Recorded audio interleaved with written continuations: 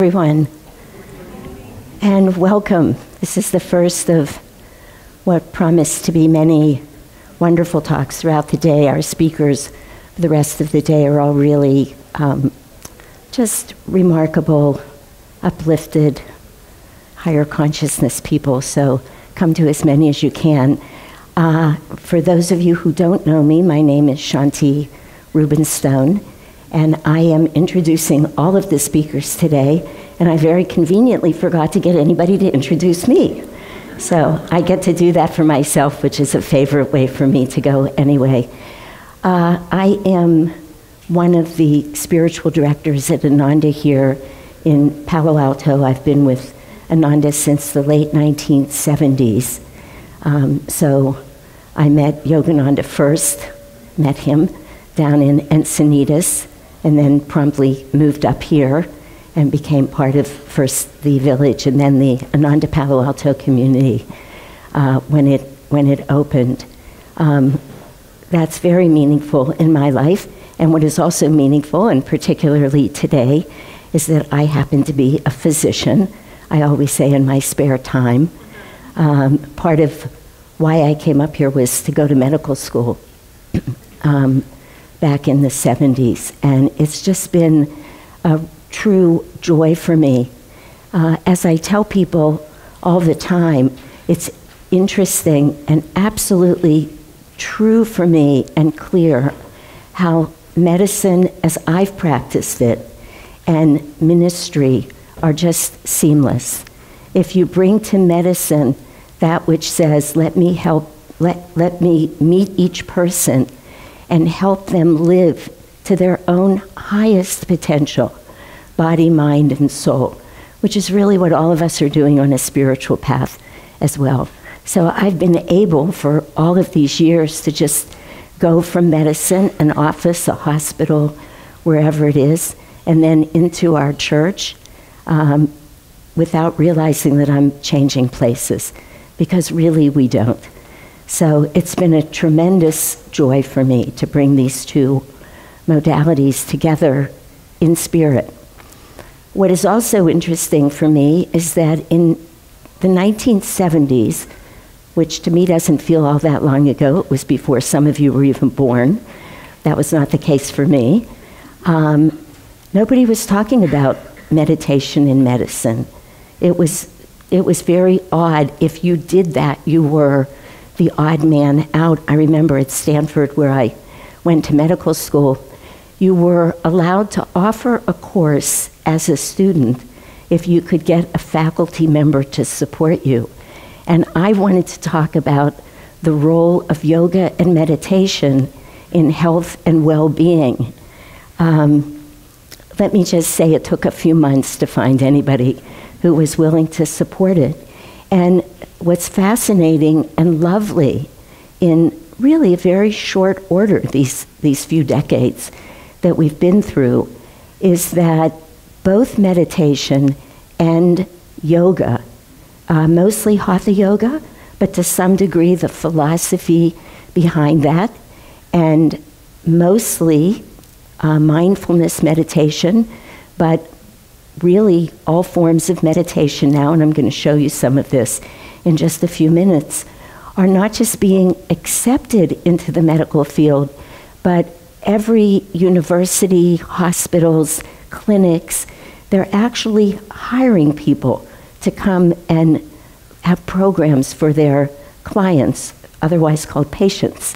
And it's just been a beautiful thing for me to be able to watch this transition. And I realized, I first put this talk together for a program we did maybe about a year ago called Meditation and Science or something like that up at Ananda Village, where there were going to be a lot of scientists there. I don't know who all of you are, but up there it was for physicists and other scientists. So I did my research that many of these programs in medicine are still run through a medical model. So there's very strict ways, and they have to be able to be tested in certain ways and for them to work. And I'm not opposed to that. I mean, I was born and raised at Stanford, so I too am a scientist. But it gets a little tricky with meditation at times and people's subjective experience of it, and how do we define that? How do we talk about meditation or wellness or quality of life? It's a little complicated. But part of what I realize that thrills me is that if you have these physicians and other scientists who are constantly writing prescriptions for these things, sharing these modalities, encouraging their patients to go take a course in meditation or to go work with a yoga therapist or whatever it is, and then the patients come back and they're actually doing better in many instances. And again, we'll see data. They feel much better. And when they feel better, the doctors start realizing something's actually going on here. This isn't just bogus. It's not just, somebody sits in a quiet room and they feel a little better. Blood pressure actually drops. Pain decreases. The rate of cancer spread and growth slows. And now we're getting more and more and more data for all of this. So I feel like for whatever reason they send their patients for a meditation class or a yoga class, and then maybe even sneak in one of themselves, that's a good thing. So we're sort of coming in the back door in medicine, but we're getting in, and that matters a great deal. Now here's something else that's happened in medicine since I went to medical school. When I went to medical school, we were taught that by the time you were in your 20s, we were taught this in neuroanatomy, neurophysiology, neurology, your brain was what it was. You had already passed. That means there we were, poor students trying to cram in all these facts. We were already after our prime, they were telling us. You're going to have a lot of trouble learning this, they would say to us. And I would be there saying, no, I'm not. No, I'm not. This is wonderful. This is easy. I did not want to hear that. But really, I'm not saying it to be funny. That was the teaching then. The teaching was the brain cells matured. Nothing changed about them after that. Nobody would have ever thought of trying to teach somebody my age, I'm now 70, a new language or a new way to play music. Everybody just thought it would make people crazy. Excuse me. I'm so wired here, I forget which thing I'm supposed to cover. To me, it was just all the more possibility for things to go wrong, but it had to be this way. Anyway, and we lived with that belief for a long time. And now, I would say, maybe the last 20 years, and really the last 10 or 15 years, where we're using phrases like neuroplasticity, meaning, guess what? The brain can change. And in fact, we can not only develop new neurons in our brain, but we can teach our brain cells how to rely on each other. Another new thing. This is crucial to understand how meditation works, which is what we're really here to talk about. But we have to understand the brain cells actually form what Dr. Peter, he's another physician who was my main teacher for many years. I said, thank God he's interested in this science, because I didn't think I was. But the truth is, it's so fascinating. You have to decide you're interested in it because it's wonderful. And I felt like it was my responsibility. But, to be able to teach this, I had to learn a little more. But Peter says, and it's true, that our brain cells are not just isolated. Like, here's a group of neurons in a certain hemisphere in your brain that are going to teach you languages. That is actually true. Depending on whether you're right or left-handed, your speech centers on one side of your brain or the other, depending actually on what language you're speaking and learning. Those neurons can be in various places in your brain. But it used to be, if anything happened to those cells, that was it. You either couldn't speak, you could never learn another language, you might lose some of your own language. Not so, that's what we thought. So we behaved that way. Somebody had a stroke, right-handed, have a left-sided stroke, person can't speak. It was hopeless. But it's not at all hopeless. Now we realize that there are many ways to invite other neurons in. Hey, you taking your time over there, you're not learning how to play a new instrument right now. Come on over here, we need you in the speech department. And things like this, it really works. The brain cells start working together. Can you imagine the implication of that? That you can take somebody who's become what we call completely aphasic after a stroke, and now we know we're not just asking questions, we can teach those people how to speak again. We can adjust for motor neurons that teach muscles to move. Everything in the brain, everything, unless it happens in the medulla. And it's not to say everybody can be rehabilitated. There are such things as massive strokes. That's not what I'm saying. But I'm saying it's so much better than it was before. There are enormous implications to what we're about to hear. Now, it turns out that one very good way to begin to have an impact on the brain is through meditation. And the very good, there's everything in the world good about that, because, you know, I often tell my patients who are resistant to wanting to learn to meditate, or resistant to seeing somebody who might do some acupuncture or use any other modality, I say, isn't it fascinating? Let me parenthetically say this before I move on. I'm sorry. Hold the thought where I was. I love Western medicine. I'm all for it. When it's what's indicated, I am not against medicine. I not only don't feel critical of it, I'm in awe of it. I bow at a lot of my colleagues' feet at Stanford. It's beautiful work that Western medicine does, okay? I'm not going to apologize anymore or explain anymore after that. But I say to my patients, you're absolutely willing to go and try any one of these drugs that could have the most serious side effects. So much of what we do in medicine, when it works, it's beautiful.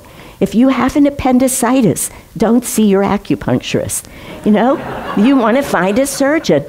If you have a really big, strong cancer that's taken over, you may want to see a naturopath, an herbalist, an acupuncturist, anybody who practices energetic medicine.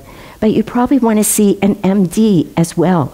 Cancer is a strong force, and it needs a strong force to stop it in its tracks. Then these other more subtle healing energies can come in and do what they're meant to do. So we're not for or against anything. We're for whatever it is the person needs. But meditation is not ever going to hurt anybody. With one caveat in there, one caveat, and I'll show you a slide. It is true that people who have active and serious delusional, psychiatric delusional problems, if they're actively hallucinating, probably we do not want to teach them meditation.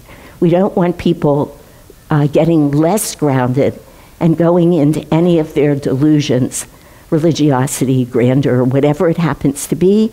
You don't want to do that. So we need to be mindful, really, in that one instance. Otherwise, no reason at all not to try meditation. And before I actually start through this slideshow, a lot of people ask me, you know, it's very hard to learn to meditate. I won't ask you, or to develop a practice. It's not hard to learn the techniques. But to develop a practice and to stick to it, it's hard. I often say to God, why did you make something so good for us so difficult? It seems unfair. And so many people walk in and they say, I can't sit. I cannot sit. Many people say to me, I'm not meant to meditate in this life. I'm not supposed to meditate. Yes, you are, in fact, maybe challenging. But guess what? It's good for all of us. And yes, it's difficult. Our minds do what they do very well, which is think tens of thousands of thoughts in a day. It's just running the race for us. It's dictating what we do. That's the mind's job, so it's just doing it well. Now it's our job to come in and figure out how to tame the beast. And here's the good news.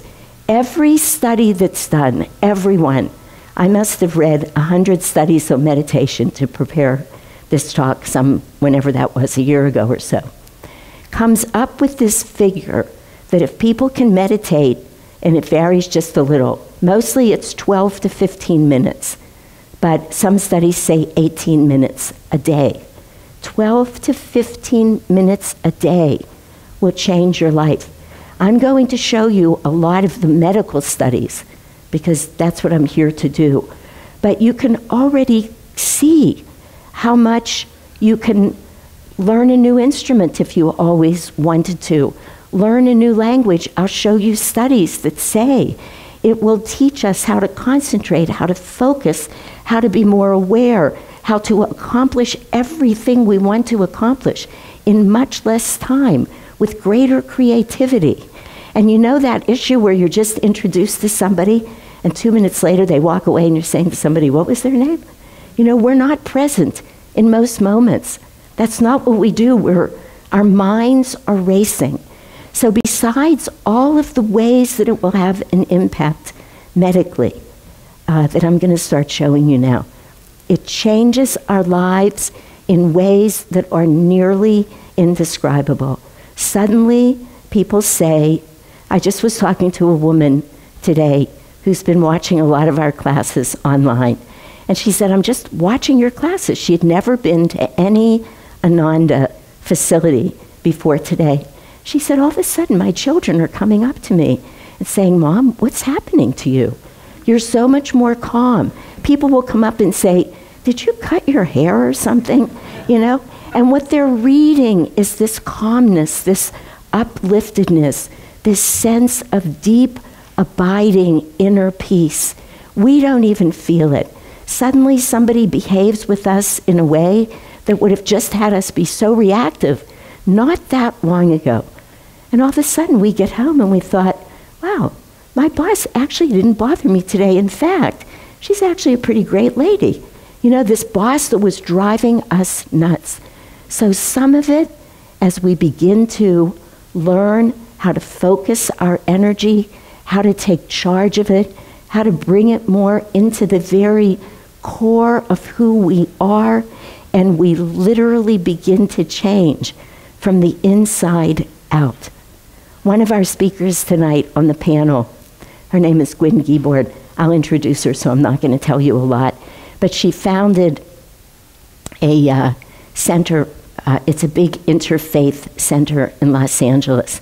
And it's called Religion from the Inside Out. And really, that's what that means. It means when you get to the core of it, and it's interfaith, every living being is exactly the same. Every living being, not just humans. We all come, everything that's living, actually everything that's not living, but that's for another talk, is, I can't be too limiting here. You know, we're talking about infinity, so go figure. But that every being, doesn't matter what we call ourselves, it doesn't matter what religion we're practicing, doesn't matter at all. If we're genuinely practicing that true religion, whatever it is, those teachings are about getting to the core of who we are and knowing that we are peace, that we are light, that we are perfectly well, no matter what happens to this body. We are not this body. That's what we're not. So this slide was supposed to be up there to be helping you feel calm. I hope it did that. Okay. We hang this in front of our church to invite people to come in. Okay. And just a few fun slides to begin with. Can you all read these? It's on a pretty big screen. And this is what we're going to find out. This is what we'll see when we get into some of the history. You can go as far back as you want. You can go into any religion. You can speak to, you know, Jesus. I mean, you could speak to them, but if you're speaking to them, let me know. I'd love to spend some time with you. But do the teachings of Jesus, of Buddha, of Krishna, of Moses, Muhammad, any one of these great spiritual teachers, and many, many more. I'm just naming the names that we know. And you know what? They're all going to tell us the same thing. They know the truth. Truth is one, though paths to it are many. So science, and we love this, those of us who teach it, we love that science is catching up. I really started falling in love with so many physicists. I thought, wow, now finally I can get up and talk a little physics and people will listen, at least from the beginning, because I have science to back it up. People need that. So it's a very good thing. But these truths that the scientists are discovering, the 12, 15, 18 minutes blood pressure, on, the great saints have been telling us this. Be still and know that I am. Isn't that what Jesus said? I mean, that's what it is. What does that mean? It means you sit very still. You find that place within yourself that is well, and you will discover something that connects us all and that has you being able to deal with every situation in life, no matter how awful it is. And there's many awful things that happen and are happening right now. But no matter what it is, I was talking to the young man who's been so wonderful helping us set all this up.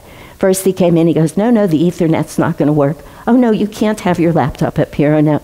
And I said to him, you know, let's just try.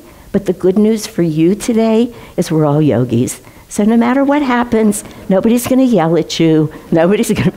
He said to me, really? I said, yeah, watch us. This is what happens. How bad can that be, right? Yeah.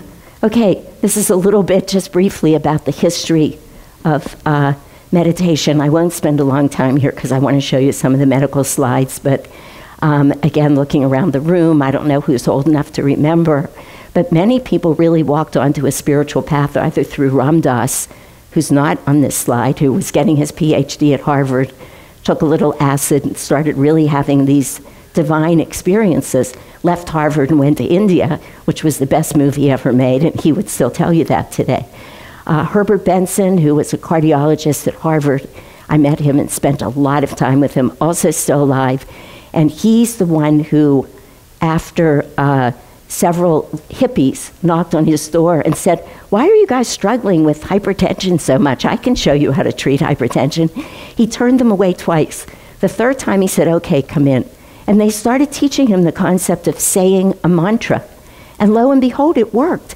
And now you have to go through their mindfulness clinic to be treated for your hypertension there.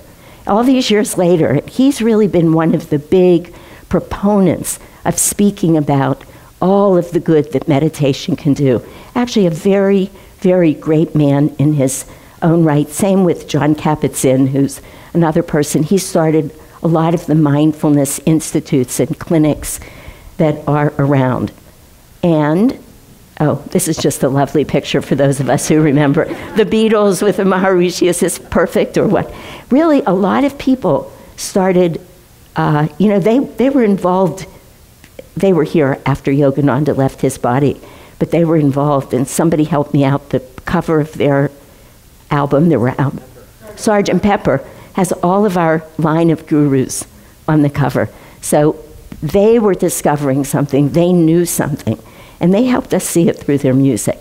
And this is, of course, Paramahansa Yogananda. I don't know how many of you know about him or of him. This is just a picture of this great spiritual classic, Autobiography of a Yogi, that he wrote.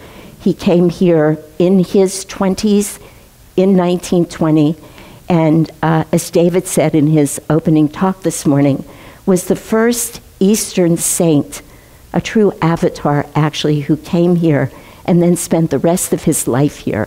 And he came to bring a practice of meditation to the West. That practice was Kriya Yoga, which is intended to help us all experience the truth of what meditation can do for you. Not just hear words, not just try and believe somebody because you like how they're talking and you'll follow them anywhere for a while, but when the rubber hits the road and you actually have to sit still for 10 minutes, you change your mind. He came to give us a technique that said, do this technique, breathe in a certain way, practice it, and you will discover your true nature.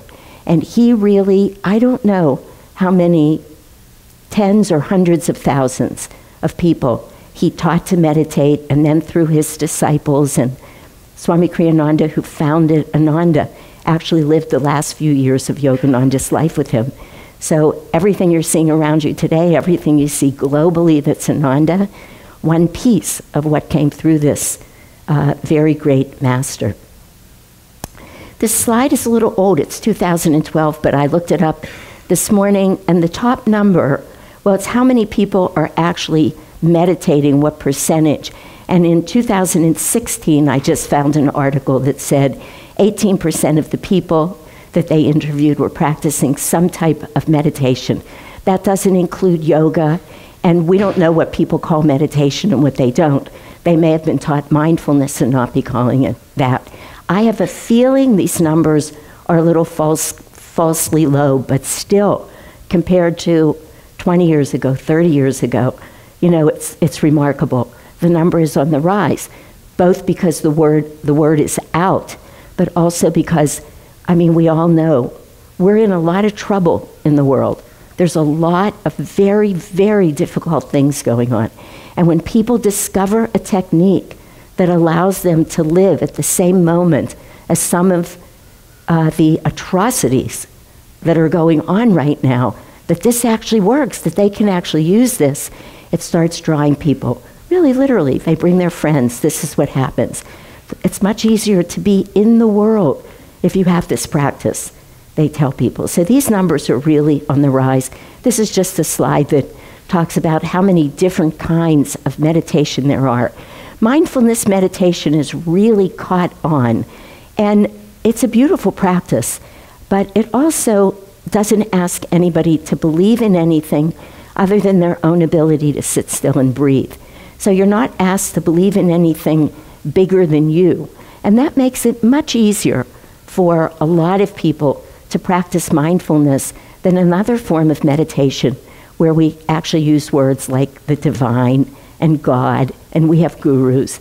You know, it's harder, and I say that with a lot of respect for how much harder it is for people. So mindfulness definitely is big, and I'm so glad because they're doing such wonderful things for people, really wonderful things. But I'll show you some data in a little bit that says even when they look at other forms of meditation, even though a lot of these studies come out of the Mindfulness Institute and Herbert Benson's clinics and other people who are practicing mindfulness, there's a couple of studies that will show you, and I've read many, other forms of meditation, mantra meditation, which is TM, and it's also a little bit about what we do. First thing we do when you walk in, first night, if you come to learn meditation or if you take a class, and I urge all of you to do that, a short little class, they'll teach you what's called Hung Sa. It's a mantra that you just repeat over and over, and you will be amazed at how calming it is, both by the repetition, also by the vibration of those beautiful Sanskrit words, which you can hear more about 2 or 3 doors down. Okay, this is, can you read this? Meditation in the Digital Age. Okay, I'll just let you read. You can't have a program in this area and not show this slide. Okay, this is a very complicated slide, but let me spend a minute just summarizing it for you. Basically, if you look on the left side of the screen, everything that happens to you during a stress response, everything that's on here, increased ACTH, increased epinephrine, norepinephrine, you don't even have to know what they are, but I can tell you they all give you the jitters. They raise your blood pressure, they have you feel lightheaded and dizzy, they have you feel racy, they take you into a place that you don't feel good in. That's what happens. Now, there are times where they happen to save your life, and that's wonderful. But meditating doesn't get in the way of that, I promise you. When you need them, they're still there. Everything on the right side of your screen is what happens when you practice. Again, this is a study that was done with the relaxation response. So you start practicing. Remember, I told you they've shown 12 minutes a day will let you land on the right side of this screen instead of the left, which is that There are ways that it helps you lower, and good data to show all this now. Epinephrine, norepinephrine, decrease your cortisol response. All of those things, you've all heard of fight or flight, right? This is what happens when you're in that mode. It's like somebody puts their hands around your adrenal glands in your brain and says, give it all you got. And it's out of control. It's like anything running out of control. We say, how can we let you have these same hormones to the degree that you need them and use them in a way that's going to allow you to face the same situation? There was a study done where they took people who were meditating and they said, we want to do a study with you, and they talked to them a little bit about whatever, and they said, oh, come on into the next room. We're going to give you a little prize for participating in the study. And they walked into the next room, and somebody shot a gun. And what they found is that when they compared non-meditators to meditators, so that would be shocking to our nervous system. It would be very difficult. If you did not meditate, all of these hormones stayed sky high for certain periods of time. If you were a meditator, you still had the same hormonal response, but it normalized very quickly. And they also found that as they were doing EEGs and these functional MRIs, that responses in people's brains were very different. So that means if, in fact, we are in trouble, we literally do what people call keeping their wits about them. But we do it very well, and we're able to take ourselves through those situations much more easily.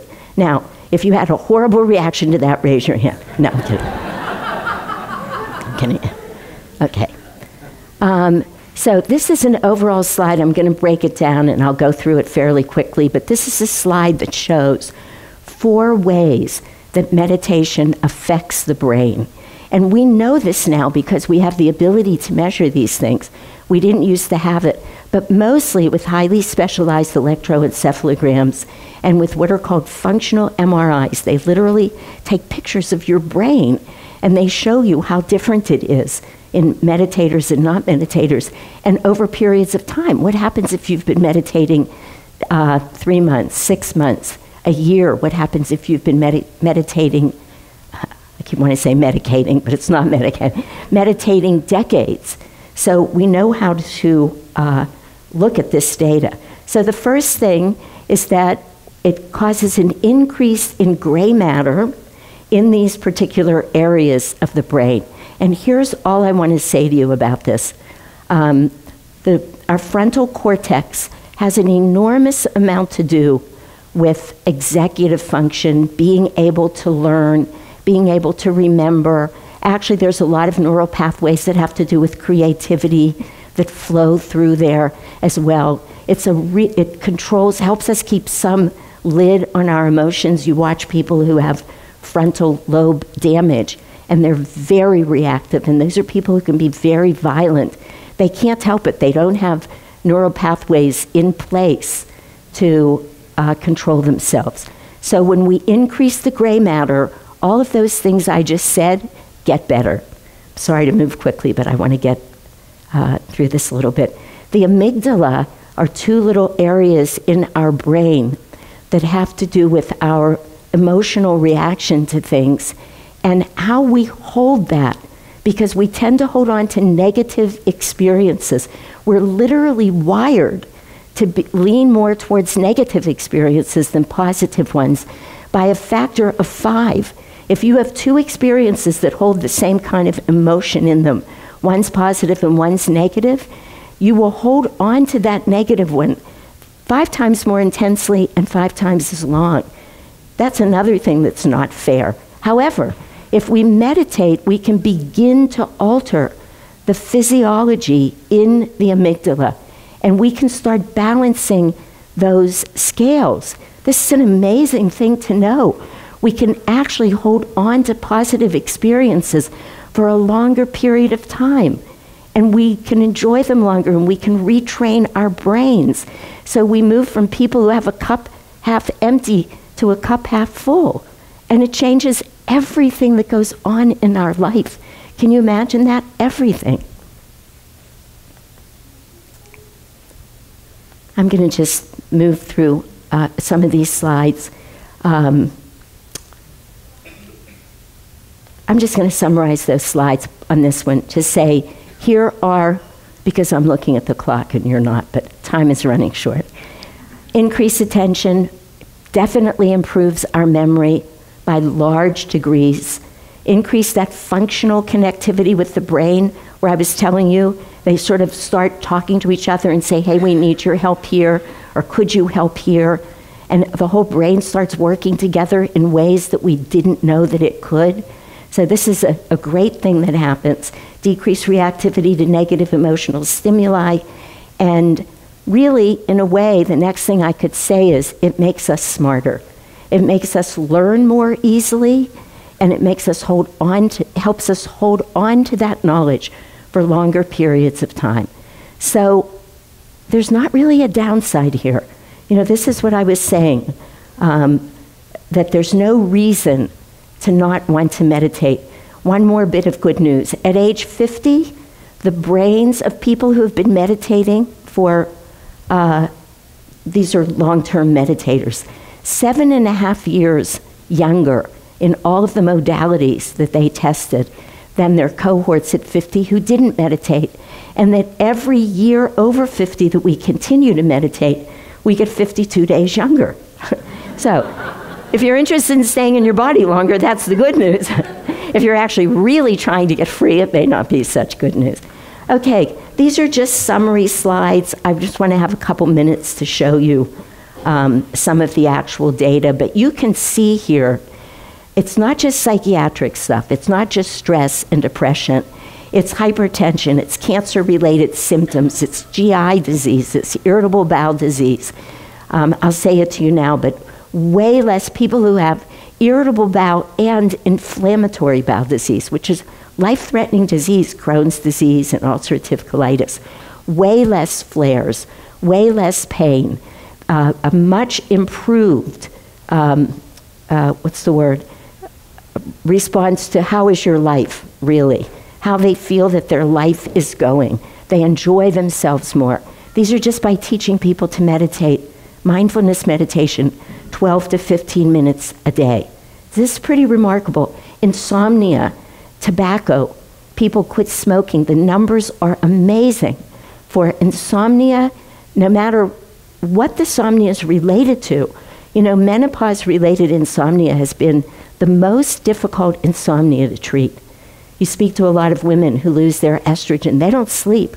But suddenly now, even studies with menopause-related insomnia sleep way up. People have PTSD and don't sleep. Specifically studies in PTSD and insomnia showing people are willing to learn how to meditate.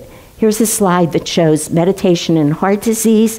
What I want you to see is you want to be up higher because this is cumulative proportion of being event-free. So that green line, and those people were learning TM, they have a much higher incidence when it comes to risk reduction in all-cause mortality.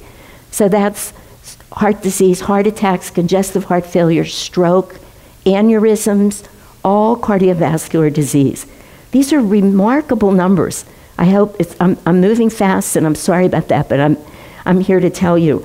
This slide says that we now know that early meditators, 3 months, starts at 6 weeks, 3 months, lower their systolic blood pressure, you can't see this, by 4 millimeters, by 6 millimeters, and their diastolic by 4 millimeters of mercury pressure.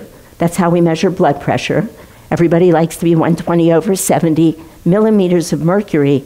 Those numbers prove to be statistically significant to a large degree, just lowering blood pressure by that amount. You know, you have to ask yourself, why would you not? There is just not a logical answer to it. Here's this individuals with systolic top number hypertension. 32% of people could come off of one blood pressure medicine in 6 weeks. Blood pressure is a condition that we know traditionally we have to treat with 2 or 3 or 4 medicines. usually very hard to treat. Within a very short order, people start coming off of one medicine. That's pretty remarkable data again. This is more of the same. Meditation and cardiac rehabilitation. Rehabilitation, which is a very good thing that we discovered 20, 25 years ago. If people have a heart attack, we should be teaching them to eat differently and to exercise more. Now we find out where that says P equals 0.07. If you teach them to meditate, what are they measuring here? Cumulative mortality. This is after a heart attack already. Goes way down. That's a remarkable drop in numbers.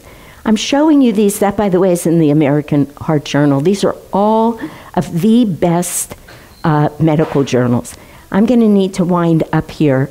All of these are saying more of the same. This is about back pain, remarkable numbers. Now the NIH says do not treat people with back pain, certainly not with surgery. Don't even give them medication. I mean, give them medicine if they're suffering, of course. Get them into a meditation program. That's out of NIH.